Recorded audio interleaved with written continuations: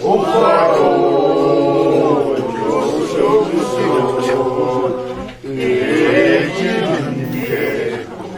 хундагаар уух юм уу те? Савар нь уучих болохгүй юу? Болохгүй. Болохгүй юу?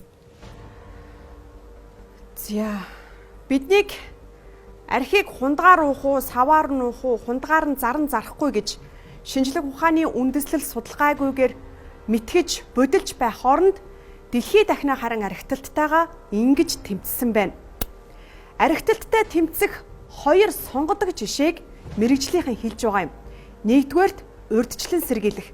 Яг л Исланд улс шиг ерөнхий боловсролын сургуулийн сурагчдаа архины хор хөнөөлийн тухай мөн архины соёлтой зөв боловсон хэрэглээний тухай зааж сургадаг байна. Өнөөдөр би сэтгэл наркологийн хичээл бол нийтдээ 20 сэтгэгчтэй ажиллаж байна.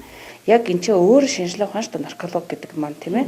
Тэгэхээр яг тийм одоо шинжилгээ ухаанлаг байдлаар өнөөдөр урсан сэргийлэх үйл ажиллагааг шат болгон дээр нь тэр тусмаа хүүхэд төсвөрийн насныхны яг нэг насанд нь зориулсан тийм хичээлүүд орох шаардлагатай. Нэгдүгээрт нь.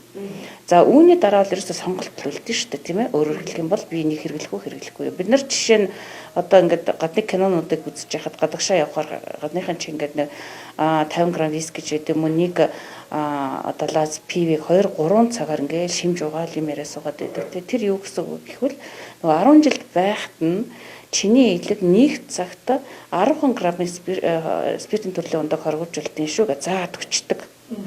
Тий, тэрнээс хэтэрхийл юм бол тийм ээ хүний уурах тархинд ундаг өвчтөг голомтод үүсдэг юм а гэдгийг зааж өгдөг учраас хувийн сонголт нь үлдээдэг шүү дээ тийм ээ. Тэгэхээр энэ бол хамгийн зүй зохистой асуудал.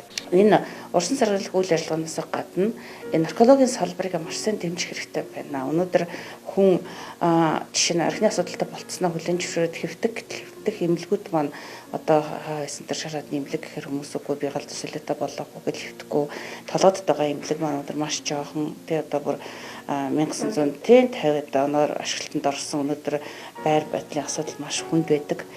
Тэгэхээр энэ асуудлаа ч гэсэн өнөөдөр хүн ингээд нөгөө хэвтмээр одоо хэвтэх сонирхол нь бий болж хахад угтах орчин айгуу тухтай таатай байх юм бол архины асуудалтай улсуудыг чинь 100% гэж бодоход 99% нь энэ архинасаа татгалзах сонирхолтой байдаг.